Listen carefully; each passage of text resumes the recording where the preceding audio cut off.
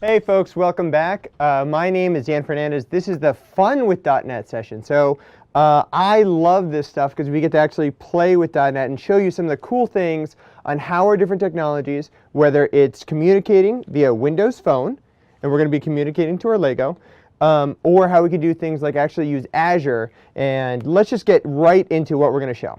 So the first thing is we're going to use, this is a Lego Mindstorm EV3.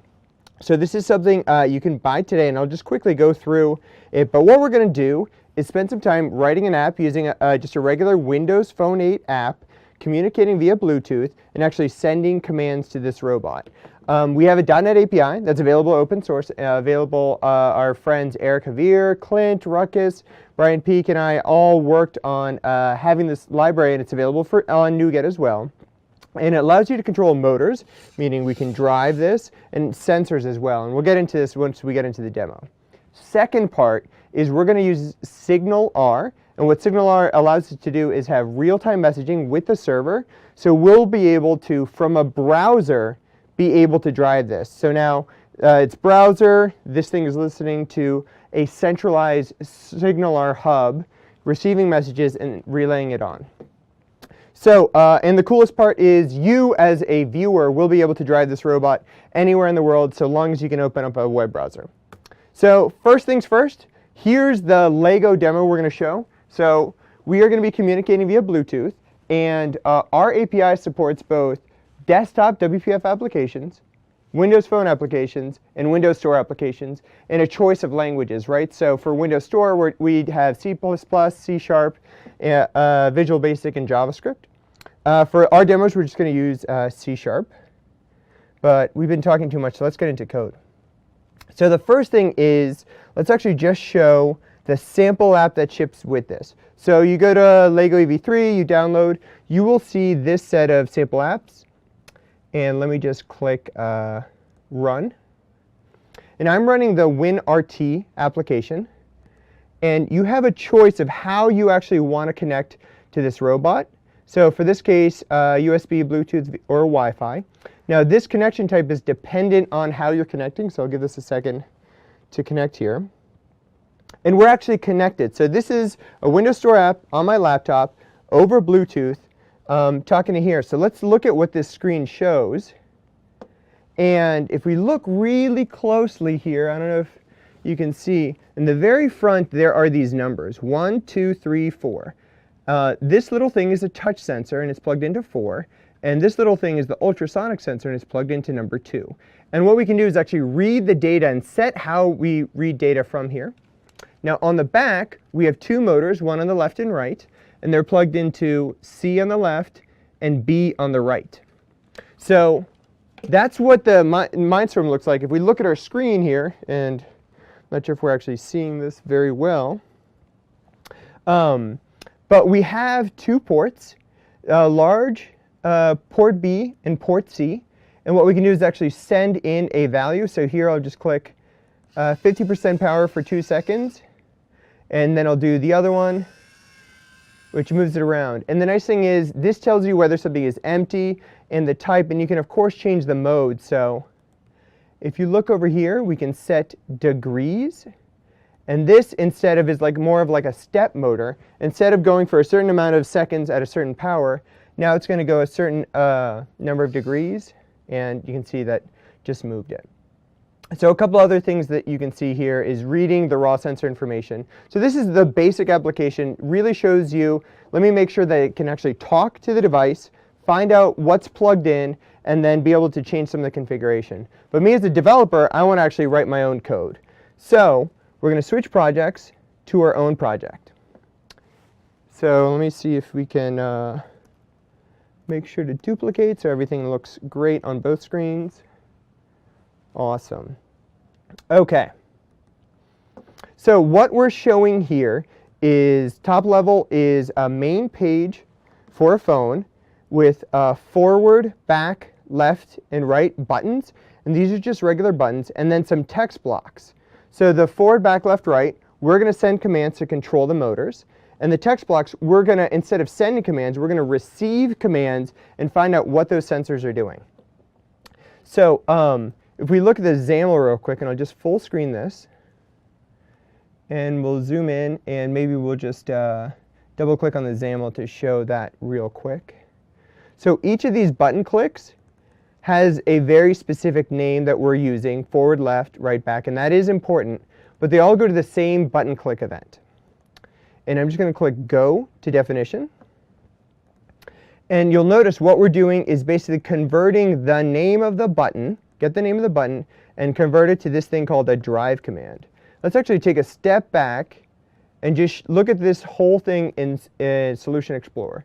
There's 3 projects. One is our phone project. Another is our web project where we're going to be doing the browser-based SignalR solution. And then the last one is this thing called Shared, which is a portable class library.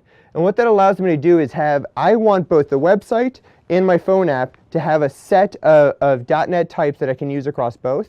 And that's what this drive command is. So it's a real basic drive command, and it basically lets me know forward, back, left, right. And that way I can send commands to the device.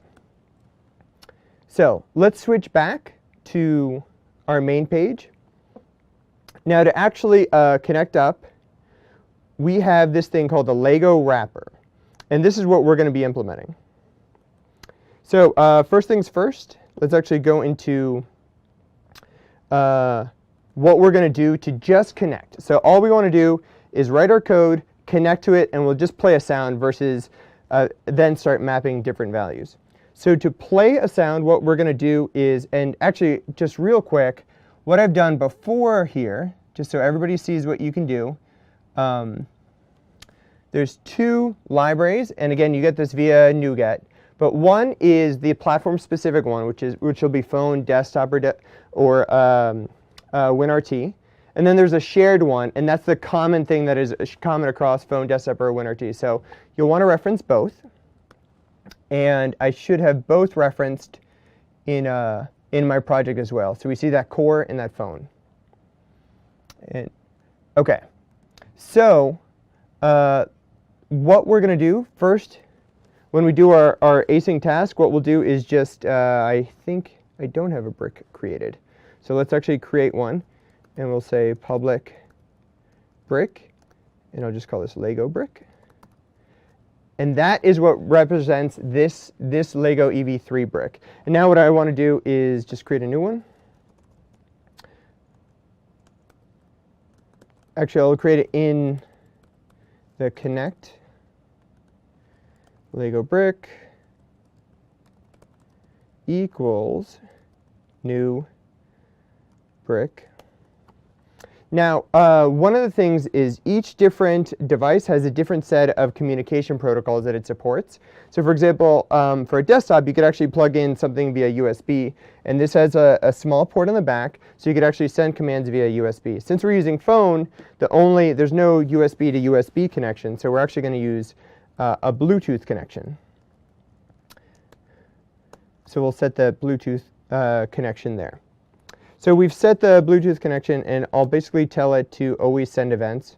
So we see events actually firing. And send events, we'll be sending events back in this brick changed event that we'll wire up in just a second. So we have our Lego brick dot brick changed. And I'll just plus equals that. Plus equal brick changed. OK. So now when this thing sends us events, this event will fire, and we'll just put a debug right line fired. So now we know that thing has actually happened. We full screen this as well. OK. So we've shown some of the library stuff. The next thing, we've set up the event handler. We actually need to tell it to connect. And we'll actually need to Lego brick dot connect async. And that'll actually just tell the device to connect. And the last thing I can do is just start showing and playing with the API and show what are called direct commands. So I'll do Lego brick dot, see this direct command? What that's going to do is directly, the second this executes, it's going to execute that command. So there's a number of things you can do to maybe in this LCD control things like draw a circle, draw an inverse, be able to set the mode for things, be able to control the motors. What I want to do is play a tone. So there's a play tone async method, and we'll just do 100, 40,000, and 300 milliseconds. And that'll let me know after, if it actually beeps, that it's actually fired. So there's our simple wrapper that we have. Let's switch back to our main page. And when this loads, I want to try and connect. Lego .connect. Okay. And one thing you'll notice is this is, of course, async, so we'll want to wait. All right. So with any luck here, I'm going to unlock my phone. And this will actually deploy on the phone, but there'll be nothing there since we haven't actually coded up the buttons. All we've done is, what's going to happen is we connect, we go to definition, we create a new brick. There's a brick change event, which we'll see the text for, and then we're going to play a little sound, and hopefully you'll be able to hear the sound. Let's make sure our phone is running and connecting to device. Updating app.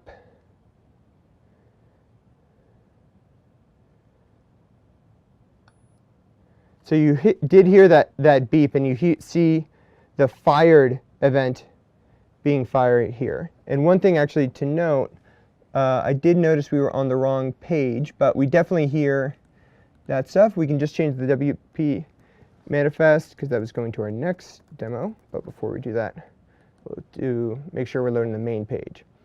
All right, so that little tone tells us it's connected up, the connect work, it did that. What I now want to do is I have a button on my phone, I click the button, it moves the motors. So to do that, what we're going to do is switch back to our Lego. And remember, any button that we clicked, we are telling it a drive command, and it's going to send that command. So if we jump to this is nothing more than forward, back, left, right. Now what we need to do is translate how do we want forward, back, left, right to work with these two motors, and that's what we're going to do next. So to do that, we're going to basically do a bunch of code. We're going to do, let's just make sure that we actually have a brick. If Lego brick does not equal null,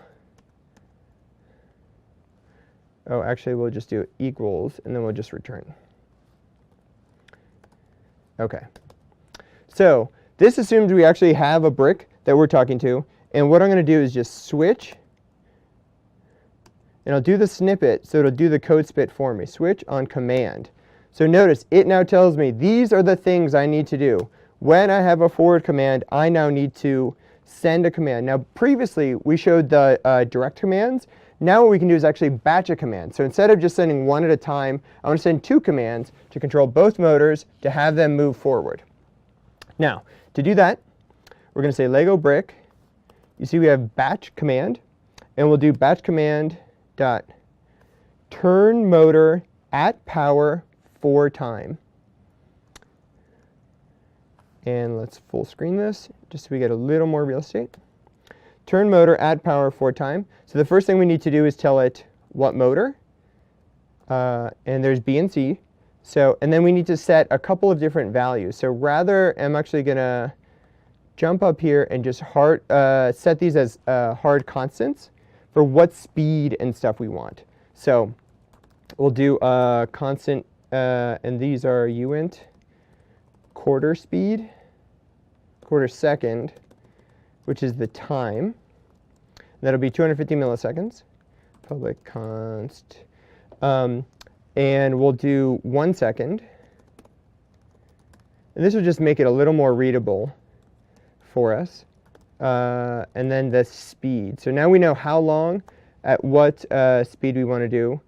And we'll say half power. So it's really obvious. And basically what that means is 50. So 100 being full.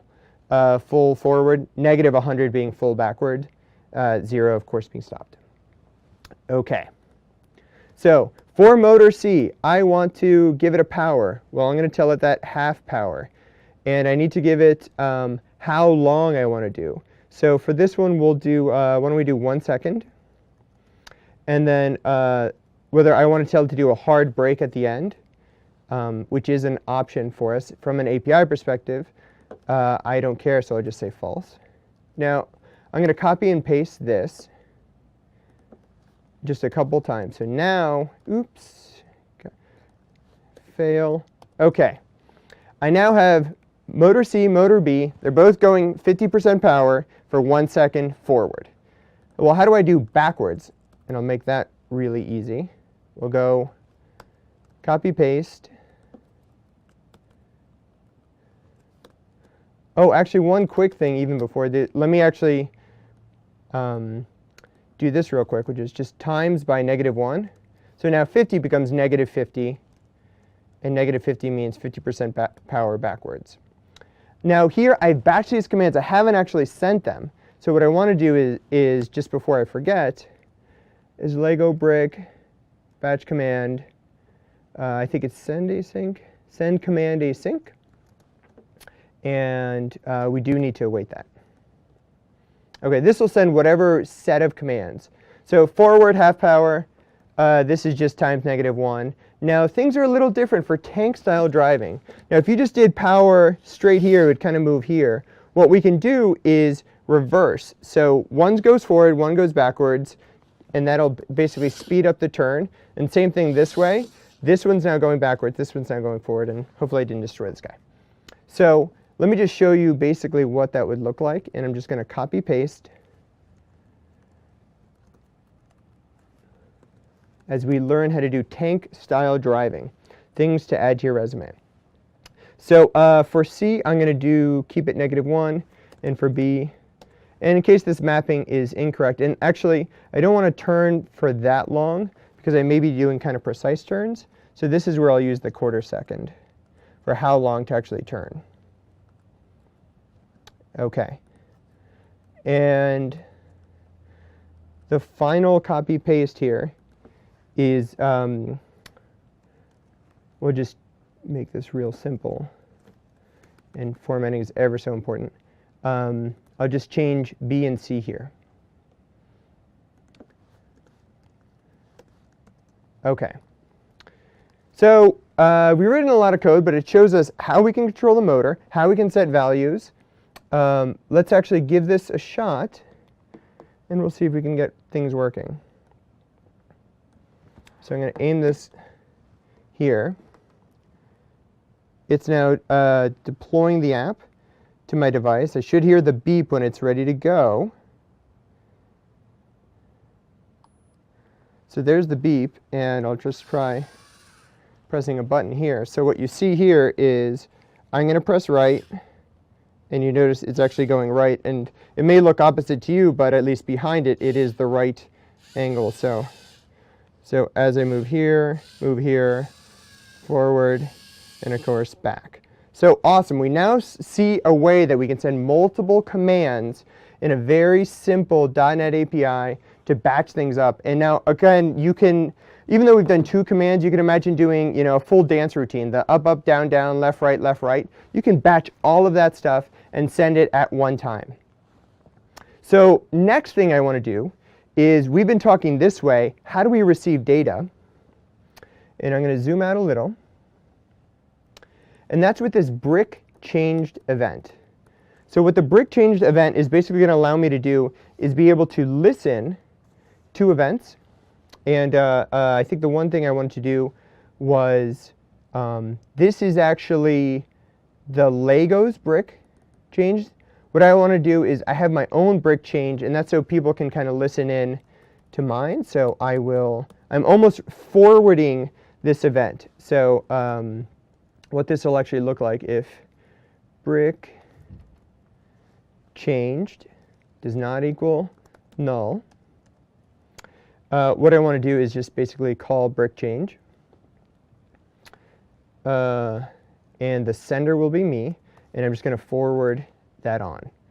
So what that allows me to do is somebody using Lego wrapper can subscribe to this brick changed event.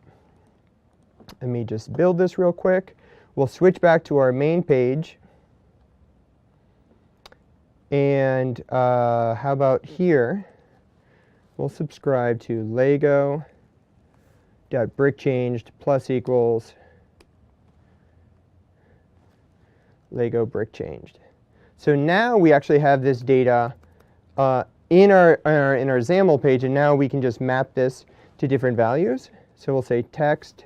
I have two text boxes on here called distance.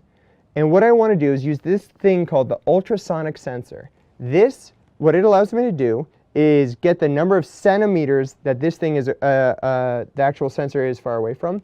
This is a touch sensor, and it has a couple modes that I can actually control and how to get data from. For example, like whether it's push or not, which is like a true false, or whether it acts as like a counter, if you will, like 1, 2, 3, 4, 5, and so on.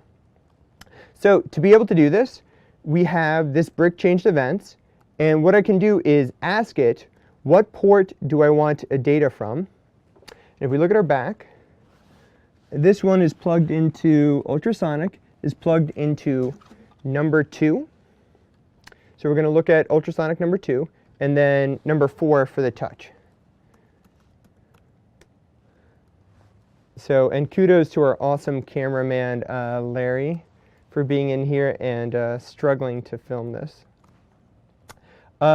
So there's our simple value for distance. The next one is just the touch. And there, that one was number 4. SI is just basically the International System of Units, but there are ways to get things like raw values in case they aren't processed and so on. But just for our simple, we want to make it really easy. So there we have the 2 values. That thing should fire, and we should be good to go. So let's unlock.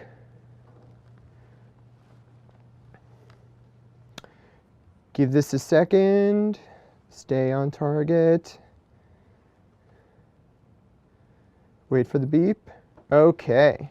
So what you're seeing here is a set of numbers. The bottom number is the touch sensor. So watch what happens when I click it. It changes from 1. When I let it go, it's 0. So it's basically an on, off, or true, false. Now that ultrasonic sensor is 100 centimeters from the closest thing. Watch what happens when I move my hand around here. You'll see it get slowly closer, closer, closer, and closer. So the number actually is changing based on the sensor reading. And that is, we're getting that from that brick changed event. So this is really cool, and at this point, you know, the app is drivable, this is great for kids, and so on. You can just see how easy it is to both send commands to the motors and be able to read data from the sensors in your application. So, and we've just really scratched the surface. There's a ton of stuff that you can do in here. We have a full CHUM documentation in terms of all of the different motors and sensors that we have. So whether it's large motor, small motor, different modes. So this could be a counter. There's gyroscopes. The color sensor is very cool. So let's just look at that color sensor real quick. And you can see the different ways that the color sensor can work by looking at its mode, where it's looking at things for like ambience or like a specific color, reflection, and so on. So lots of ability for you to kind of play with. Now what I want to do is kind of transition. And what we're going to do is instead show Signal R. And what I want to do, let's switch back to slides.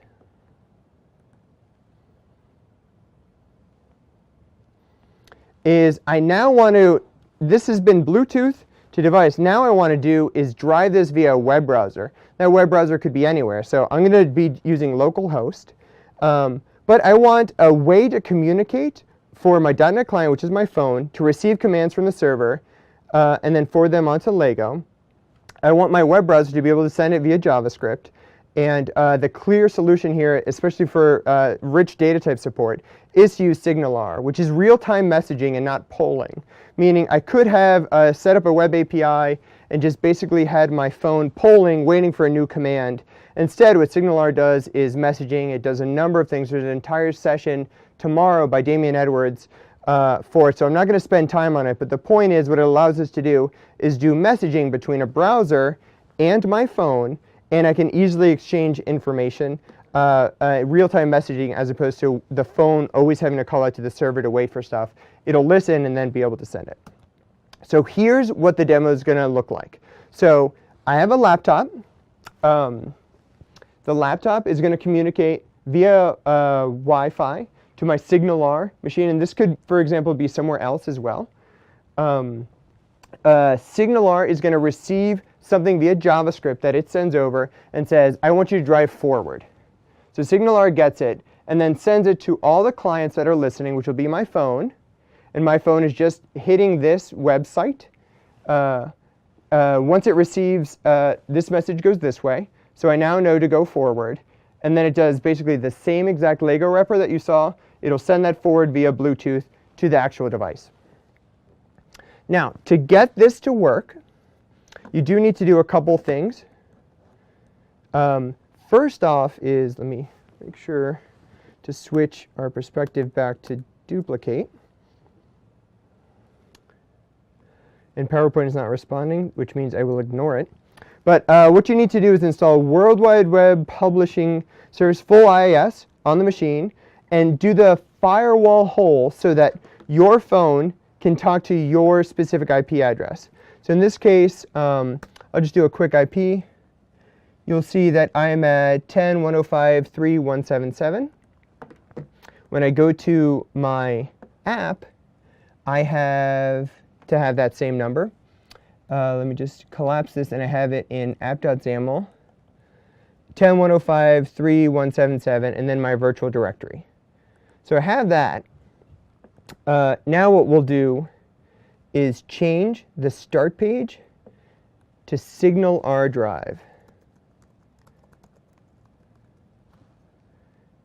And I'll click Save.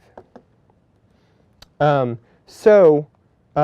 start a page that we've already developed, and I'll quickly show that as well. But let's actually start just kind of with what you need to do to get SignalR up and running. So this is the web project, and it's nothing more than, we're going to be using Azure. It's nothing more than a file new project, ASP.NET MVC. I've basically done this, which is go to File New, select ASP.NET, choose this awesome template. And now it did do host in the cloud because we're actually going to be publishing to Azure in real time, and it does a number of nice things. But basically all this is an MVC application. Let me actually switch back to here. Configured to host in the cloud directly from that file new project. So we have a folder called hubs that contain all the SignalR hubs. And we've done a couple things to our project, which is to add support for the NuGet libraries for SignalR, right? So before you can actually use SignalR, it has to find out how to get to those hubs. And once you get the SignalR package, this will actually include documentation to basically add this, a class called startup.cs with a configuration, and that does app.map SignalR. Now SignalR is you could call it a stateful machine, if you will, if you're designing it that way. For our case, it is, where it's basically, normally you're used to stateless protocol. I send a message, it's never the same message. It could be a different machine and so on. With this is stateful, if you will. So that means I'm going to be able to send message, this hub, I'm going to build some things for me to be able to communicate to that using static member variables and a concurrent dictionary, which I'll show in just a little. But for the real basic demo, all we want to do is, from a web page, what I want to do is you give me a drive command, and you call this whatever you want, and I'm going to broadcast this to a specific set of clients. So if I do clients dot, you'll notice you get others, caller, who's the person that called, a specific client, which uses a connection ID. I'll show that a little later. Or groups, you can define groups and have a different set of groups and then send to specific groups, or a set of specific connection IDs and so on. And what all does is anybody that's listening, including my phone, is going to now receive an event, right? So the web browser sends it to SignalR, broadcast drive command sends it to everyone else. It rebroadcasts it, if you will. Okay, so there's our SignalR hub, just a real basic sample to show that. And let's go ahead and just try and run this. And actually, I think we'll be doing it via web page, but at least you'll be able to see the car or Lego move during this. I'll give this a second. Ooh, actually, so one thing we got to keep in mind is now we want 2 projects to work at the same time. To have 2 projects work at the same time, we had to hit the solution, set startup projects, and do multiple project startup. And what that's really doing is starting this guy, my IS, and the Windows Phone deployment all at the same time. So give this a second. And this is called SignalR Drive. So it's basically waiting for a command, and we'll try and drive here. See if this is actually sending data. This is actually a good example for us to debug exactly what's going on. Ooh, there it goes. And it's a little slow on localhost. It's actually faster when I do via Azure. So there I hit backwards, and you can see the command was originally hit, and there's back. So you do notice a little bit of latency in this SignalR Drive while it's hosting on localhost. So what I want to do is actually switch. That's pretty cool, because what this means now, just to kind of recap what we just showed, the phone and Lego could be anywhere. That browser, as long as I put it up somewhere, I could just drive remotely. Well, that's pretty cool. Obviously, you can only have like one driver, do something to authenticate the user. And the nice thing is SignalR has great built-in support for authentication. But really, what I want to do is actually do the Twitch plays Pokemon version. So if everybody saw this, the idea is you as attendees will be able to connect up, and I'll publish this to Azure and make sure my app is getting votes on. You all go up and choose whether the robot should move up, down, left, right. And the most popular one actually gets sent down to the robot. So let's just do a couple things here before get your browsers ready. So first thing we need to do is actually change our page to Vote Drive, and we'll run it. I do see a question there whether the code will be published, and the answer is yes, absolutely. So vote drive.xaml.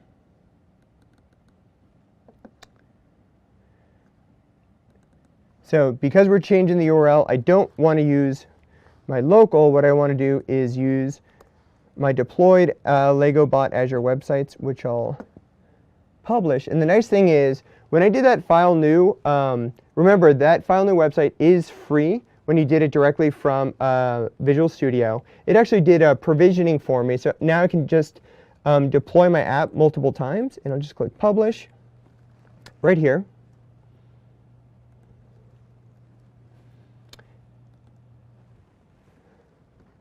So this is now deploying to Azure.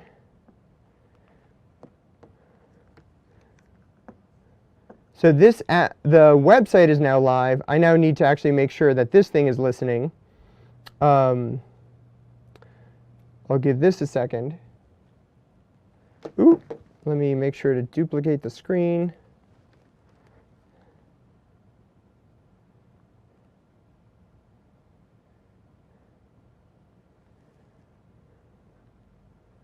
Let's make sure we're going to the correct one. It should be this one. Okay, we'll see if, so we see distance of 100. So now if anybody is on, you can go to this URL, which is legobotweb.azurewebsites.net, and you can start clicking these buttons. That's legobot.azurewebsites.net, and I'll click forward, and hopefully over some time this data will actually start sending data. And again, it's kind of giving me the data and mapping data backwards and forwards for me, and we'll show kind of how this works. But what we're doing is every 5 seconds, we're taking whatever the most popular data is, and that's you guys driving it at this point, not me, which is, oh geez, oh god, oh, some people want to watch the world burn. So just be, oh geez, oh geez, oh geez. All right, maybe we should maybe crowdsourcing this is just a terrible idea, but we'll see if you guys can really break this. So you can see the voting there. So now we have 6 forwards and back. And just to show some of the distance data here as well, you'll see the distance now pops back to 19. And as like this is real-time driving, and we're choosing what the polling interval is. So the reason it's not instantaneous is because we want to poll. Look at you. You're actually saving the robot. Everybody's moving back. So very, very cool. So we do have 5 minutes more. I'm going to prop this up, and you guys can keep on voting and destroying my thing while I walk through some code, just to kind of show everything that was going on here. So that is awesome. I love that you guys are spamming that.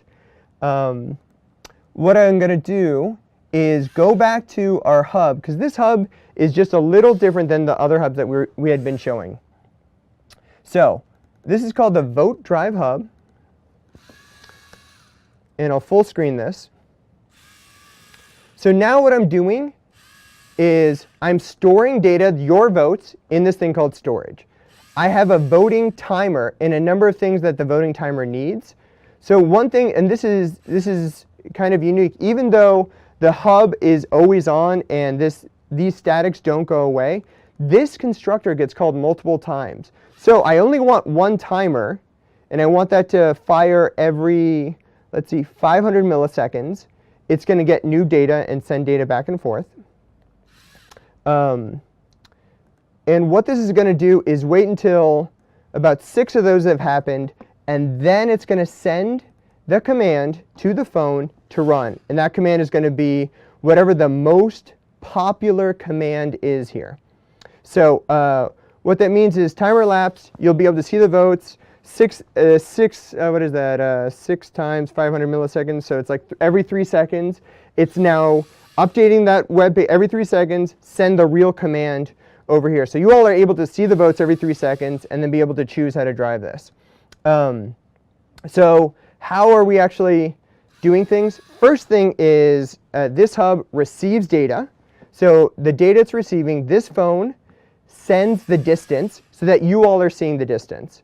You all, from the browser, are sending in a drive command and updating that as well. So those are the 2 inputs. The phone sends sensor, you send your vote. Now for broadcasting, it does 2 things. It sends everybody the current state, which is how have people voted. And then after 3 seconds, the real vote, the winning vote, is command to run. So 2 things in, 2 things out. And there's a number of things that we can do here. The code is available. The 2 things I wanted to show were in our last couple of minutes here are how the JavaScript side works and some of the things that we do for this storage class. So let's just jump to our dictionary store. So we're using a concurrent dictionary. And what we want to do is if somebody starts spamming, they don't actually count because we're using that connection ID as their unique identifier. So if they open up 2 browsers, then you get a unique concurrent dictionary ID. But assuming you don't, then what it's actually doing is just updating your vote. So if you did up, down, left, right, that's 1 vote for whatever your last one was. We update the sensor distance, and then doing things very simple, which is loop through all things and give me the most popular. And the last thing before we switch to JavaScript is, let me just show you this, which is we have this class called Lego State. Now this is a complex class, right? It has a list of drive command counts. It has a sensor distance. And this is basically each one has a command and a count. That's what you see on the web page. So this is a complex .NET type. I'm going to use it in JavaScript. And the nice thing is I don't need to parse JSON. I don't need to do anything. SignalR does all that for me. So this should continue working. And again, just to show you that very last part, my page is nothing more than a couple of divs that I'm sending text to. So on the JavaScript side, I have a hub that I create. And now the command to run, that's basically the command that I'm actually going to run. And then the send state, this is where you're basically just updating a text.